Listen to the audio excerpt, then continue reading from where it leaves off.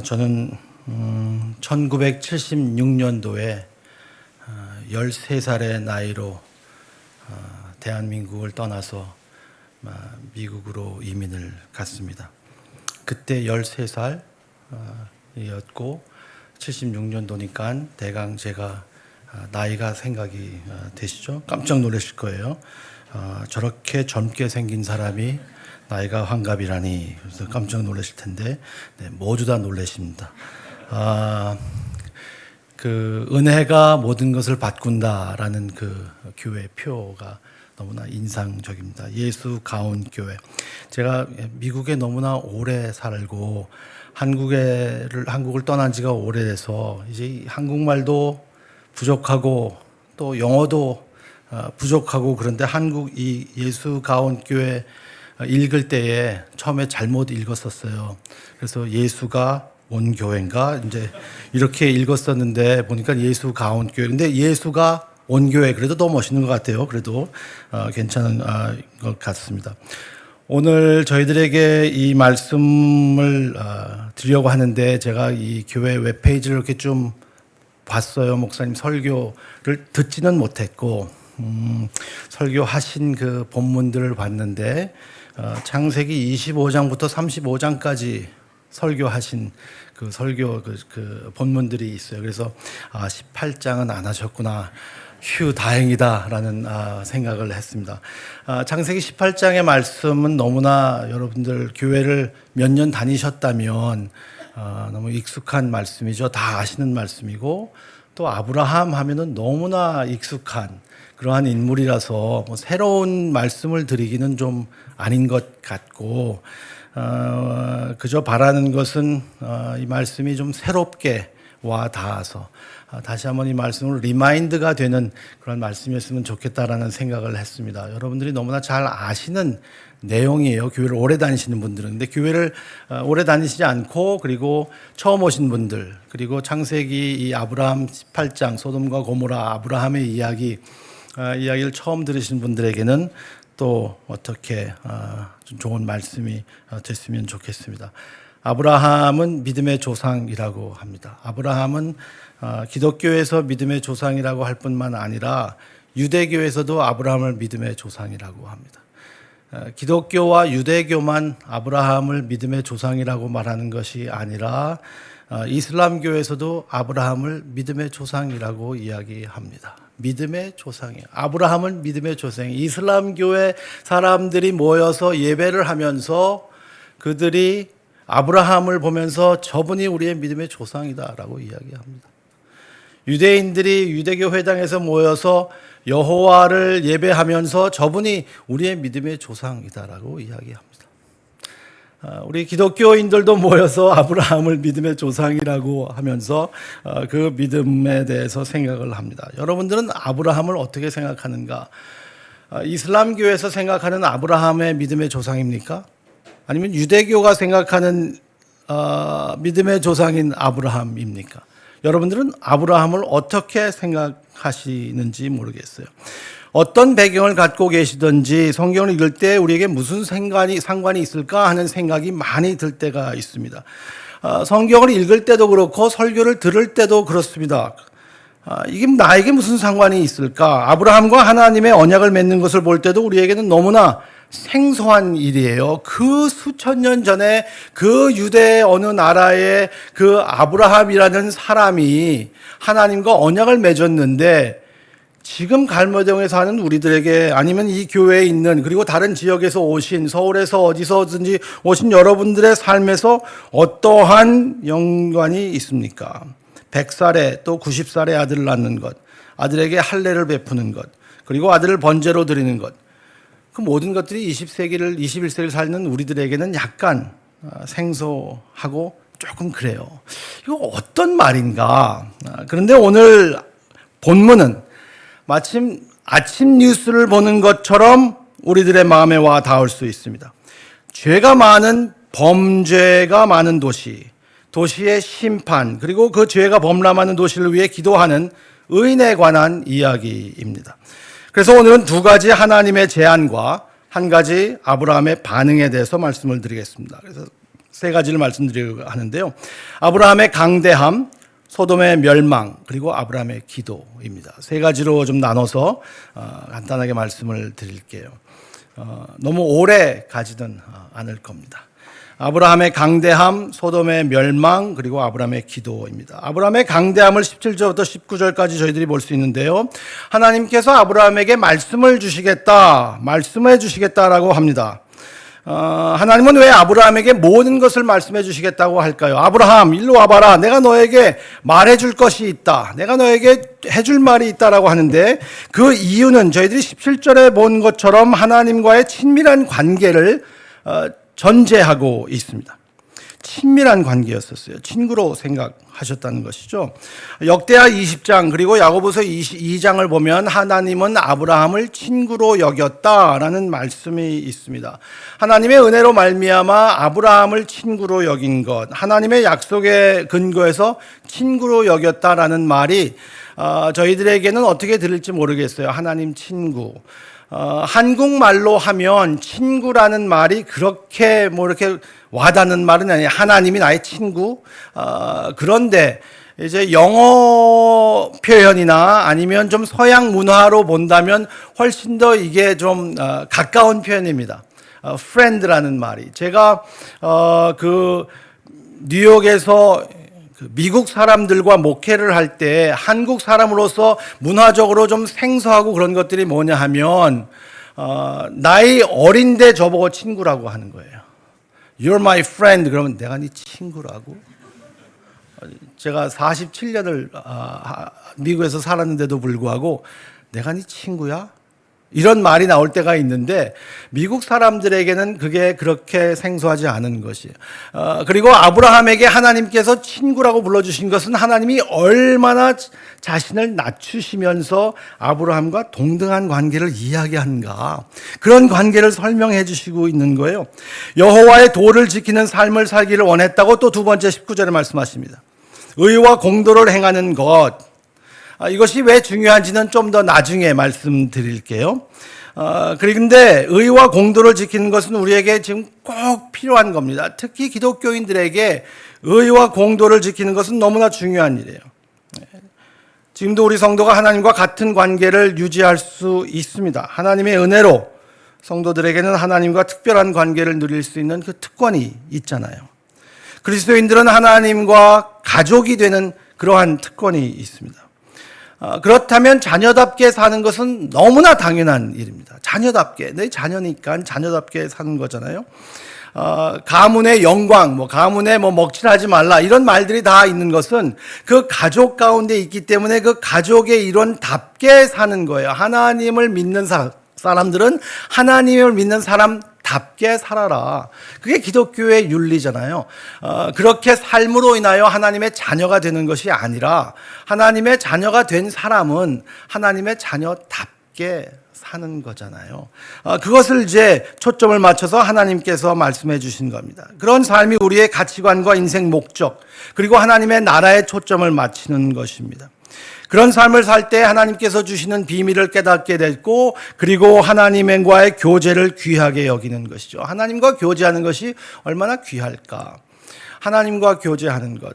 여러분들, 내가 중요하게 생각하는 사람과 교제하는 것은 우리에게 아주 소중한 일이에요. 근데 중요하지 않은 사람한테는 그 사람과 같이 시간 보내는 것이 저희들에게는 어쩌면 시간 낭비라고 느껴질 수도 있는데, 그게 저희들의 바로미터가 될 수 있을 것 같아요. 여러분들의 교회를 다니시는 분들에게 신앙생활에서는 말입니다. 이 교제는 하나님의 말씀 안에서 이루어지는 거잖아요. 그래서 하나님께서는 계속 말씀하시는 분입니다. 말씀해 주세요. 무슨 말씀을 해 주십니까? 17절 18절에 말씀해 주시잖아요. 아브라함을 강대한 나라로 만들어 주겠다라는 말입니다. 강대한 나라. 여러분, 강대한 나라 그러면 어떤 생각이 드십니까? 무기가 많은 나라? 힘이, 전쟁에서 이기는 나라? 그렇게 생각하는 것이 너무나 당연한 거잖아요. 근데 하나님께서는 여기서 강대한 나라를 정의 내리시고 표현하고 설명하는 것을 보면은 복의 통로가 되는 것을 강대한 나라로 하나님께서는 설명을 해주시고 있거든요. 강대한 나라를 어떤 나라라고 정의를 내리는 것 같지는 않아요. 그렇게 확실한 정의는 없지만 그것을 설명은 하고 있습니다. 그 설명이 어떻게 이루어지는 것인가? 복의 통로가 되는 나라. 하나님의 관점에서 강대함은 그냥 부자가 되는 것이 아니라는 말씀이죠. 그냥 힘이 센 사람이 아니라는 것이죠. 그것으로 인하여서 어떻게 복의 통로가 돼서 다른 사람이 더 윤택하고 힘을 얻고 위로를 얻고 그리고 즐거움이 있을까 하는 그것이 강대함. 하나님이 보시는 강대함. 하나님께서 보시는 하나님의 관점에서 하나님의 세계관, 하나님의 가치관으로 보는 강대함은 통로가 되는 것. 나를 통하여서 다른 사람이, 그게 강한 사람이라고, 그게 강한 나라라고 하나님께서 말씀하시는 것 같아요. 그리고 믿음의 강도를 말하는 것도 아닌 것 같습니다. 이것이 강한 것은 네가 믿음이 강한 나라가 되고 믿음이 강한 사람이 되라, 이것도 아니에요. 어떤 사람은 믿음이 세고 큰 사람이 있다고 합니다. 여러분, 믿음이 큰 사람이 누구예요? 믿음이 센 사람들. 교회에서 종종 이야기하면은 저는 믿음이 약해서요, 이런 말 많이 합니다. 저는 믿음이 약해서. 제가 믿음이 없어서요. 믿음이 없어서요 그러는 말은 제가 좀 분석을 해보니까 믿음이 없다라는 말보다는 하나님을 믿지 못하고 나를 너무나 많이 믿는다는 말인 것 같아요. 그러니까 믿음이 없는 말은 아니죠. 믿음이 너무나 많다는 말이죠. 나에 대한 믿음이. 하나님에 대한 믿음은 정말 없어요. 근데 나에 대한 믿음은 정말 많아요. 그래서 뭘 못하겠어요. 믿음이 센 것이 무엇일까? 교회 오래 다니시는 분일수록 믿음이 센 거는 뭘 잘하고 그리고 무조건 막 무대뽀처럼 하는 게 믿음이 센 것처럼 느낄지 모르겠어요. 기도도 막 열심히 막 샥 막 나오고 말이죠. 기도가 끊임없이 그냥 샥 물 흐르듯이 나오고 가끔가다 막 그냥 뱀소리도 막 내고 말이죠. 막 이렇게 기도하는 것이 믿음이 센 것으로 생각하는지 모르겠는데 정말 나의 믿음의 크기가 중요할까 생각해 봅니다. 누구나 믿음을 갖고 있습니다. 누구나 믿음을 갖고 있지 않은 사람은 없어요. 믿음이 없는 사람이 어디 있어요? 다 믿음을 갖고 있죠. 하나님을 믿지 않으면 나를 믿는 것이고 나를 믿지 않으면 다른 것을 믿는 것이지 믿음을 다 갖고 사는 것 아닙니까? 그러니까 믿음이 큰 게 그렇게 중요하지 않은 것 같아요, 저는. 믿음이 큰 것보다 더 중요한 건 누구를 믿느냐, 믿음의 대상이 중요하잖아요. 대상이 중요한데 저희들은 대상 없이 그냥 믿음이 큰 것이라고 생각할 때가 많이 있습니다. 저 시카고에서 트리니티 신학교라는 곳에서 이제는 은퇴를 하셨지만 가르치시던 D.A. 칼슨 교수님이 그런 예화를 많이 사용하셨었습니다. 6월절에 그 마지막 재앙이 장자가 죽음의 천사로 인하여서 죽임을 당하는 거예요. 근데 그 문설주에 양의 피를 이렇게 해놓으면 그 죽음의 천사가 유월한대요. 패스오버. 그래서 살아난대요. 근데 거기서 그 상황을 저희들이 좀 더 현실적으로 바라본다면 거기에는 소위 말하는, 이제 미국에 왔으니까 이거 좀 할게요. 소위 말하는, 뭐 이런 거 좀 해야 돼요, 미국에서 왔으면. 소위 말하는 믿음이 크다는 가정도 있었고 믿음이 약한 가정도 있었을 거예요. 믿음이 큰 가정은 그 아이를 놓고 막 찬송가 부르면서 하나님이 다 살려주실 거야 라고 했던 사람도 있을 것이고, 소위 믿음이 약하다고 하는 사람은 어떡하지? 죽으면 어떡하지? 그러는데 저 앞에서 통곡하는 소리가 들리고 아들을 부르면서 야, 네가 죽었냐 그러면서 슬퍼하는 부모의 소리가 들을 때 그 큰아들을 붙잡고 하나님 꼭 살려주세요, 살려주세요. 막 두려워서 떠는 아들도 살 수 있었고 다 괜찮아라고 했던 사람들도 그 아들도 살 수 있었던 이유는 그 가정의 믿음의 크기가 아니라 문설주에 양의 피가 있었냐 아니냐예요. 그런데 우리는 우리의 믿음의 크기를 너무 강조한단 말이에요. 믿음의 대상이 훨씬 중요한데 믿음의 크기만 강요하다 보니까 우리 모두 믿음이 부족한 것 같고 믿음이 큰 것 같고, 그래서 내 믿음이 중심이 돼서 믿음이 약한 사람은 더 무시해도 될 것 같고, 그리고 우리의 우월감이나 아니면 좌절감이 내가 무엇을 행하는 것으로 이루어질 때가 있단 말이에요. 그거는 은혜가 아닙니다. 그거는 믿음도 아니에요. 우리가 불안해하고 기뻐하고 걱정하고 즐거워하는 모든 것들이 내가 어떤 것을 행하느냐, 내 믿음으로 무엇을 해놨느냐, 내 믿음으로 무엇을 만들어 놨느냐라고 한다면 그거는 정말 믿음의 대상이 누구인가를 저희들은 좀 생각해 봐야 하는 것이죠. 저희들은 믿음의 크기에 신경을 쓰지 말고 믿음의 대상을 확실히 잡아야 합니다. 그래서 예수님은 믿음의 주요, 우리의 믿음을 온전케 하시는 자라고 하셨어요. 그래서 저희들은 예수님을 믿어야죠. 교회 다니시는 분들은 예수님을 믿어야 돼요. 저는 목사가 된 지 30년이 되고, 그리고 기독교인으로 산 지가 50년이 훨씬 넘었습니다. 근데 저는 똑같은 죄를 계속 반복합니다. 그게 뭔지 아세요? 불신이에요, 불신. 주님을 믿지 못해요. 저희 이웃이 있는데요. 제 이웃이 이름이 피터예요, 피터. 피터하고 저하고 무슨 얘기하는 줄 아세요? 경제 얘기하면서 우리 아이들 어떡하나 그 얘기하면서 둘 다 똑같이 걱정하고 있어요. 하나님을 믿는 나도 돈이 없어서 걱정이고, 돈만 믿는 피터도 돈이 없어서 걱정이에요. 다 믿음이 어디로 갔는지, 누구를 믿고 살고 있는지. 그래서 오늘도 저희들은 예수님을 믿어야 돼요. 정말 예수님이 우리의 구세주이고 우리의 모든 것을 책임지시고 하나님께서 언약을 맺으신 분이고, 어떻게 아브라함에게 찾아오셔서 말씀을 하시고 강대한 나라로 만들어주시겠다 하신 것을 어떻게 우리는 믿을 수 있을까? 우리의 잔머리나 실력을 믿지 않고 하나님께 매달리는, 하나님을 붙잡는 그러한 믿음, 아닌 하나님께 붙잡힌 바 되는 것. 하나님을 붙잡으려고 하는 것도 아니고 하나님의 붙잡힌 바 되는 것이 믿음이에요. 우리의 삶의 모든 것을 하나님께 맡기고 하나님께 매달리는 것이 믿음의 모습이잖아요. 이게 쉽지는 않죠. 그런데 어떻게 보면 이것보다 더 자유로운 일은 없을 겁니다. 정말 자유롭잖아요. 얼마나 자유롭습니까? 우리 어린아이들이 얼마나 자유롭고 부모를 믿기 때문에 얼마나 그게 좋습니까?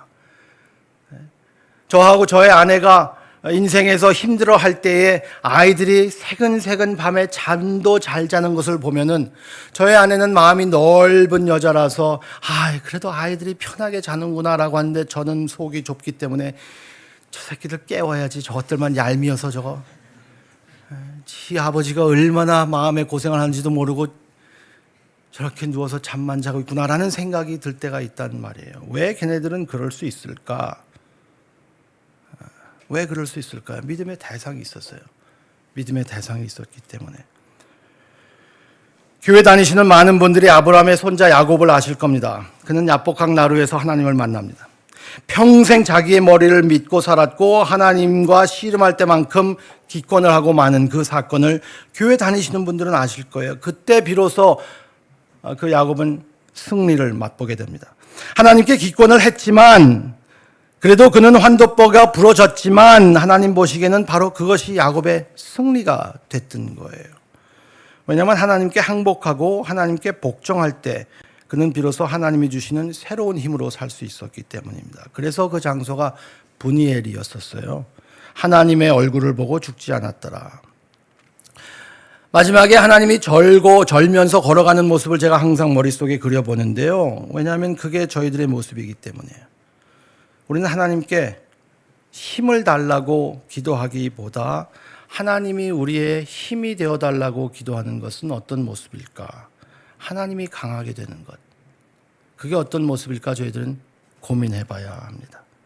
하나님의 강함을 내가 강해지려는 수단으로 사용하지 않고 나의 약함이 하나님께 사용되는 도구가 된다.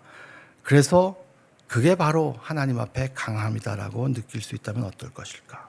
왜냐하면 하나님의 힘은 가장 연약한 곳에서 완전하기 때문입니다. 약함을 불구하고 사용하는 게 아니잖아요. 하나님이 약함 때문에 사용하시잖아요. 우리가 가장 연약할 때 하나님께 가까이 가는 것 아닙니까? 하나님께서 이렇게 정말 역설적으로 역사하시는 일들이 너무나 많아요. 네. 고린도후서 12장 9절에서도 내 은혜가 내게 족하도다. 이는 내 능력이 약한 데서 온전해짐이라. 그리고 10절에 이렇게 말씀하지 않습니까? 사도 바울이 그러므로 내가 그리스도를 위하여 약한 것들과 능욕과 궁핍과 핍박과 곤란을 기뻐하노니 이는 내가 약할 그때에 곧 강함이니라. 이때 기뻐하는 사람이 어디 있어요? 세상적인 원리로는, 세상적인 생각으로는 기뻐할 수 없어요. 도저히 기뻐할 수 없습니다. 그리스도를 위하여 약한 것들과 능력과 궁핍과 핍박과 곤란을 기뻐하노니. 왜냐하면 그때 강하기 때문이죠. 그게 바로 하나님이 보시기에 강함, 복의 통로가 되는 것. 내가 강한 것이 중요한 것이 아니라 나의 연약함을 통해서라도 하나님의 강함이 드러나서 내 이웃이 잘 되는 모습. 이게 강함이에요. 하나님께는. 두 번째, 소돔의 멸망에 대해서 저희들이 보는데요. 너무나 유명한 말씀이잖아요. 20절과 21절에 이렇게 말씀하십니다. 아브라함에게 하나님께서 여호와께서 또 이르시되 소돔과 고모라에 대한 부르짖음이 크고 그 죄악이 심히 무거우니 내가 이제 내려가서 그 모든 행한 것이 과연 내게 들린 부르짖음과 같은지 그렇지 않은지 내가 보고 알려 하노라. 하나님께서 이 세상에서 오셔야만 세상이 어떻게 돌아가는 것을 꼭 아는 것은 아닙니다. 하나님이 내가 잘 모르겠어. 이거 뉴스로만 들었는데 내가 직접 봐야 되겠어. 그래서 오시는 것 아니에요. 하나님께서 직접 오셔서 여기 함께 하신다는 말씀은 아브라함의 눈높이 낮춤으로 말씀하시는 겁니다. 하나님께서 속성을 보여주시는 거예요. 하나님은 어떤 분이신가? 하나님께서 직접 우리에게 임재하시고 그리고 우리에게 성육신하시는 그러한 분. 하나님은 거룩하신 분이지만 동시에 긍휼하신 분이라는 것을 이야기하는 겁니다. 소돔과 고모라의 죄악을 보시는 하나님의 심정을 저희들이 깨달아야 하거든요. 여기서 죄가 어떤 죄인가라는 것이 중요한 것이 아니라 하나님이 바라보시는 그 심정과 그 마음이 어떤 것인가 하는 것이 이 말씀의 초점인 것 같아요. 세상에는 죄를 짓는 사람들이 많습니다. 네, 짓는 사람 많아요. 못된 사람들 너무나 많아요. 대한민국처럼 안전한 나라, 정말 세계에서 가장 안전한 나라가 대한민국인 것 같아요. 저는 대한민국 와서 깜짝깜짝 놀라요. 카페를 갔는데 거기 테이블에 아무도 없는데 거기 뭐 가방도 있고 핸드폰도 있고 뭐 소지품들을 올려놓고 그냥 사람이 없어졌어요. 뉴욕에서는 그거 다 없어져요. 순식간에. 근데 누구한테 물어봤더니 여기는 CC 카메라가 많아서 그래갖고 그렇게 착해서 그런 것만은 아니구나라는 생각을 하기는 했지만 그래도 이렇게 안전하고 좋은 나라 어디 있겠어요. 그런데도 대한민국에 죄를 짓는 사람들이 있어요. 똑같이 죄를 짓는 사람들이 있는가 하면은 죄의 희생자들도 있습니다. 우리는 죄에 대해서 이야기할 때 보통 교회에서 죄인, 그래서 가해자로만 생각합니다. 근데 죄의 결과는 우리를 가해자로만 만드는 것이 아니라 우리를 피해자로 만들어요. 그래서 죄 때문에 다른 사람들의 악 때문에 얼마나 많은 고통과 그리고 슬픔을 경험하시는 분들이 얼마나 많으시겠어요. 얼마나 슬퍼요. 얼마나 답답해요. 다른 사람들이 잘못한 것 때문에 내가 피해보고 그리고 내 사랑하는 식구들과 자녀들이 피해볼 때 얼마나 마음이 아파요. 그게 죄예요, 죄. 여러분들이 죄인이라고만 말씀드리는 것 아니에요. 그렇게 말씀드려도 틀린 말은 아닙니다, 사실은. 그런데 여러분들의 죄인인 것만 강조하는 것이 아니라 죄로 인한 피해자들이 얼마나 고통을 많이 당하시고 있는 사람들이 여기 있는가. 그게 바로 하늘로 울리는 슬픈 소리가 된다라고 하나님이 말씀하시는 거예요. 세상의 죄악의 부르짖음은 어떤 것일까요? 하나님이 모두 보고 계신다. 하나님께서 우리의 집안을, 거리를, 직장을, 그리고 밤이나 낮이나 우리와 함께 동행하시며 모든 것을 보고 계신다. 우리의 가장 은밀한 장소에서도 하나님은 보고 알고 계신다라는 말씀입니다. 많은 사람들이 심판하시는 하나님에 대해 불편함을 느끼는 것 같습니다. 하나님 심판하세요. 하나님의 사랑과 공의가 공존하는 것을 우리는 이해하지 못해요. 하나님은 심판하시면서 심판받으시는 분이에요. 이게 기독교의 기가 막힌 미스테리예요. 심판하시는 이가 심판받으시는 이로 오신 모습 아닙니까? 그게 기독교 아니에요? 그래서 하나님을 심판하는 사람으로만, 하나님을 심판하는 분으로만 보기 때문에 하나님 못 믿겠다, 하나님 왜 저렇게 잔인하냐라고 하는 사람이 있는데, 그건 하나님에 대해서 반만 아는 거잖아요. 하나님은 심판하시면서 심판을 받으시고 공의하시면서도 사랑이 존재하는, 같이 공존하시는 분입니다. 그리고 고통당하는 사람들이 있는데 그 고통에 대해서 하나님께서 그 가해자들을 심판하지 않는다면 하나님은 정의로운 하나님이 아니잖아요. 하나님은 긍휼한 하나님이 아니잖아요. 어차피 너희들 죄는 다 똑같아. 그게 그거야. 다 멸망시켜버려야지 뭐. 라는 하나님이 아니라는 말이에요. 하나님께서 심판하신다. 심판과 긍휼은 하나님에게 반대되는 것이 아니라 이 둘을 완전하게 하나님의 모습을 보여주는 겁니다.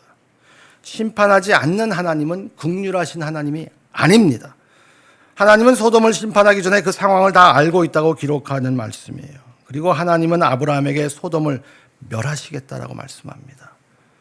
소돔의 죄악, 우리도 알고 우리 다 들은 이야기입니다.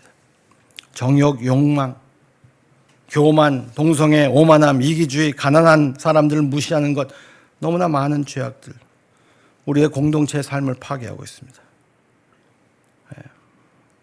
어떤 사람들은 소돔의 죄가 공동성애라고만 이야기하는 사람도 있고, 어떤 사람은 소돔의 죄가 그게 아니라 다른 죄라고 이야기하는 사람들도 있습니다. 어떤 사람들은 에스겔서 16장을 말씀하면서 부자가 가난한 사람들을 착취하는 것으로 하나님께서 소돔과 고모라를 멸망하셨다는 사람들이 있습니다. 둘 다 맞는 말일 거예요. 그런데 여기서 중요한 것은 동성애의 죄를 부각시키는 것이 아니라, 그리고 경제적으로 부자만 부자가 되고 가난한 사람은 가난한 사람도 다 하나님 보시기에는 참 슬픈 일인데요. 여기서 제가 이 말씀을 보면서 중요한 것은 뭐냐 하면 의인이 없다라는 거예요. 이거에 대해서. 여기에 대해서 어떻게 커렉트 할 수 있는 의인이 없어요. 이 세상에 너무나 많은 일들이 일어나고 있는데, 너무나 슬픈 일들이 일어나고 있는데, 너무나 부당하게 힘들어하는 사람들이 있는데, 교회라는 이름으로 더 피해를 주는 그러한 일들이 일어나고 있고, 교회가 의인의 모습으로 서지 못하다는 거예요.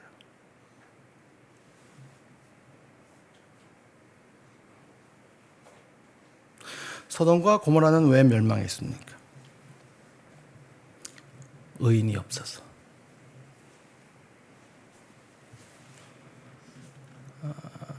우리가 어떻게 그리스도인으로 살 수 있고 어떻게 교회로 세워져서 살 수 있습니까? 마지막 이 말씀만 드리고 마칠게요. 좀 무거워지네요. 네. 무거워져도 그렇게 말씀드리고, 저는 내일 아침에 뉴욕으로 도망가면 되니까 다시는 안 볼 테니까 확 해버리고 가야지. 이러한 이 멸망하는 도시를 위해서 아브라함이 첫 제사장으로 그들을 위해서 기도합니다. 아브라함이 그가 사는 도시에 대해서 얼마나 애착이 있었는지 그의 기도를 통해서 볼 수 있어요. 22절과 23절에 얼마나 애착이 있습니까? 하나님과 함께 온 사람들이 그 자리를 떠나서 소돔과 고모라의 죄악을 부르짖음을 보기 위해 떠날 때 아브라함은 계속 여호와 앞에 서 있었다고 성경은 기록하고 있습니다. 22절. 다른 사람들은 다 야 구경 났네. 어떻게 소돔과 고모라가 멸망하나 보자라고 갔어요. 근데 아브라함 못 떠났어요. 갈 수가 없었어요. 하나님 이건 아닌 것 같아요. 아브라함이. 그리고 아브라함은 하나님께 간구하기 시작합니다.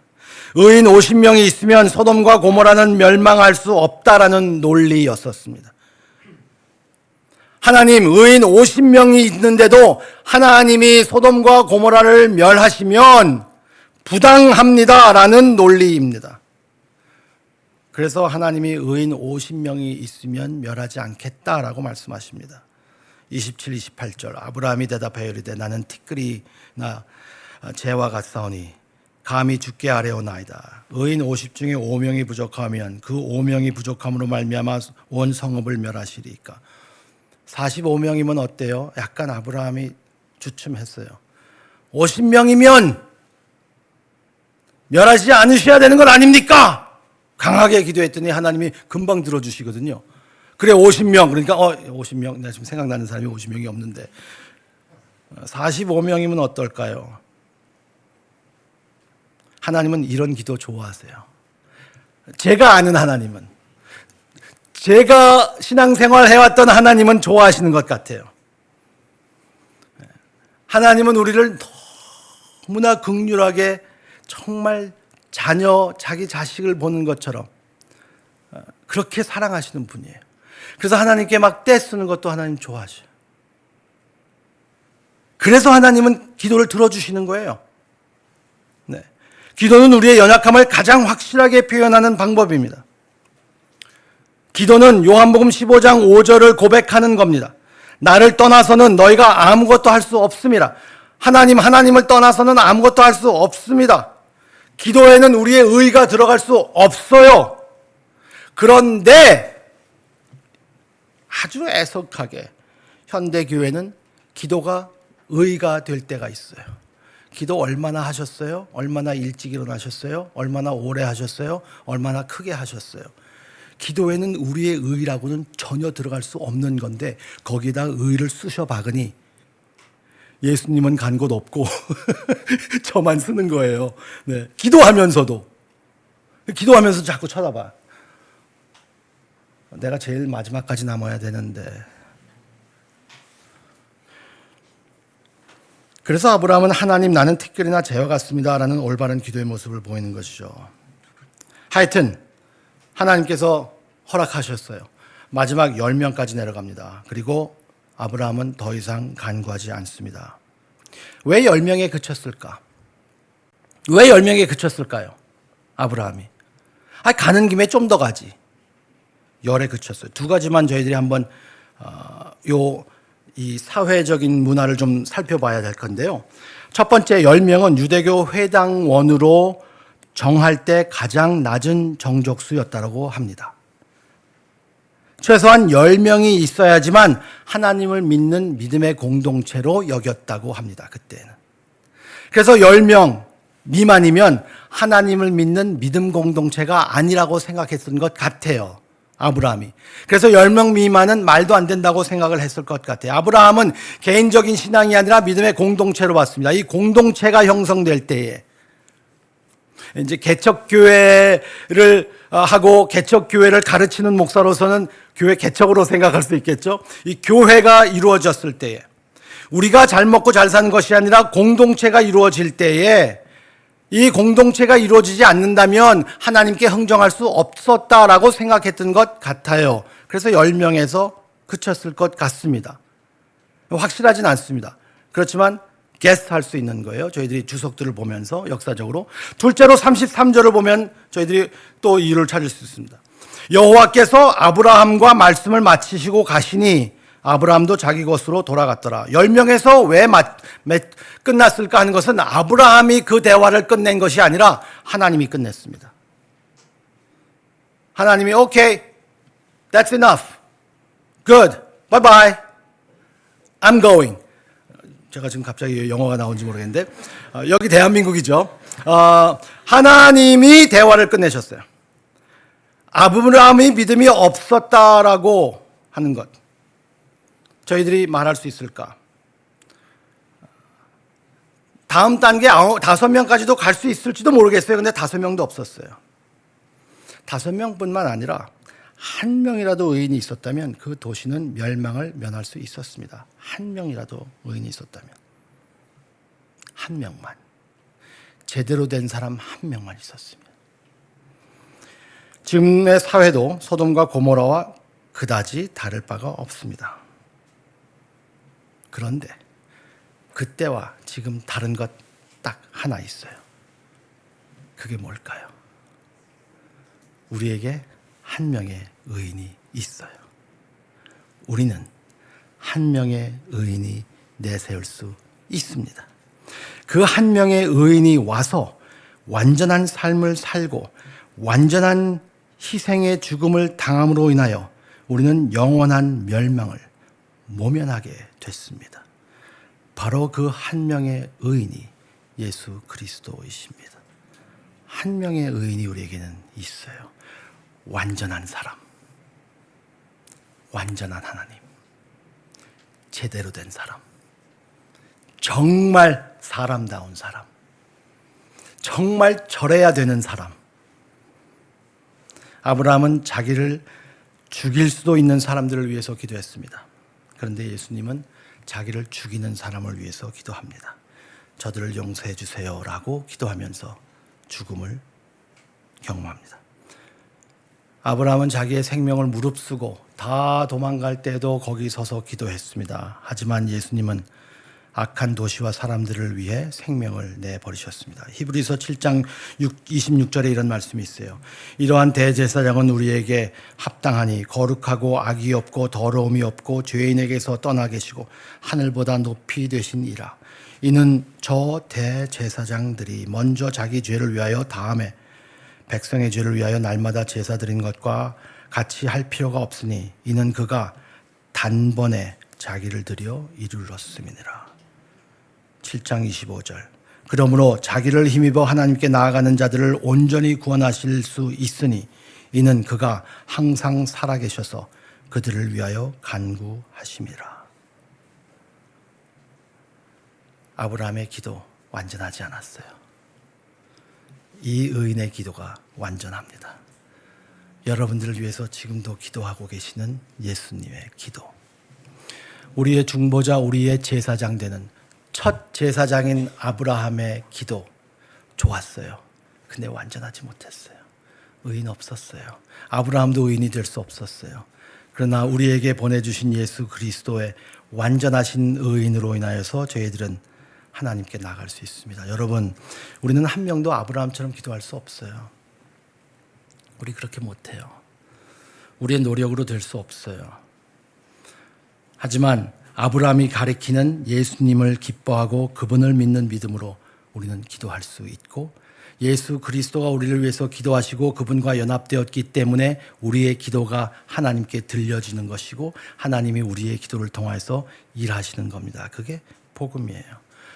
여러분들은 이 교회가 여러분들이 의인이 모여서 도시를 바꾸시는 것이 아니라 의인, 그분이 있기 때문에, 그분이 이 교회의 주인이기 때문에, 그분이 이 교회를 완전히 붙잡고 있기 때문에, 그분이 세운 분이 것이기 때문에, 그리고 여러분들이 다 그분에 붙어 있기 때문에 여러분들이 이 도시를 위하여서, 이 교회를 통하여서 이 지역이 변화되고 살아나는 거예요. 생명을 얻는 겁니다. 한번 기억해 보시기 바랍니다. 예레미야 5장 1절에 이런 말씀이 있어요. 너희는 예루살렘 각가 거리로 빨리 다니며 그 넓은 거리에서 찾아보고 알라. 너희가 만일 정의를 행하며 진리를 구하는 자를 한 사람이라도 찾으면 내가 이 성읍을 용서하리라. 그 한 사람 우리는 알잖아요. 우리는 찾았잖아요. 아니, 그분이 우리를 찾아오셨잖아요. Grace changes everything. Everything. 믿으시잖아요. 그게 이 교회의 목적 아닙니까? Grace changes everything. 그렇다면 이 교회를 통하여서 이 지역은 얼마나 더 좋은 곳이 될까? 이 교회가 2년, 3년, 4년, 5년 있으면서 이 지역은 얼마나 더 아름다운 곳이 될까? 얼마나 더 평화스러워지고 얼마나 더 정의로워지고 얼마나 더 공의로워질까? 그 의인이 여기에 주인이 되신다면 그 의인 때문에 저희들이 사는 겁니다. 우리 의인 아니에요. 우리는 마르틴 루터가 얘기한 것처럼 의인이면서도 죄인이에요. 근데 그분은 그냥 의인이에요. 그래서 그분께 매달려서 여러분들이 이 지역에 복의 통로가 되는 강한 믿음의 공동체가 되기를 간절히 바랍니다. 하나님 아버지, 우리 예수 가온교회를 기억하여 주셔서 이곳에 하나님께서 아름다운 공동체로 세워주셨는데 우리 김 목사님을 위시하여 참 그분의 목회를 통하여 설교를 통하여 사역을 통하여 기도를 통하여 그리고 온 교인이 한 마음으로 기도하며 이 지역을 섬기는 그 마음을 갖고 살 때에 오직 우리의 온전하신 완전하신 의인 그분이 우리의 계시기에 저희들은 분명 확신하고 담대하고 그러면서도 겸손하게 저희들이 이 지역을 섬기는 아름다운 교회 될 수 있도록 그래서 은혜가 모든 것을 바꾸는 것을 순간순간 한 시간 한 시간 그리고 하루하루 1년 2년 바라볼 수 있도록 하나님 큰 복 내려주시옵시기를 간절히 바라옵고 예수님의 이름으로 기도드립니다. 아멘.